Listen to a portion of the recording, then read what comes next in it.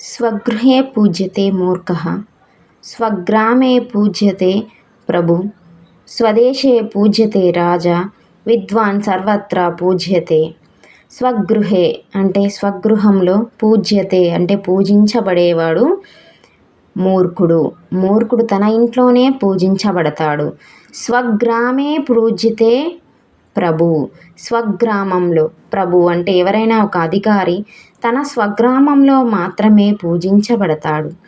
స్వదేశే పూజ్యతే రాజా, స్వదేశం స్వ అంటే తన సొంత దేశంలోనే పూజించబడతాడు రాజు.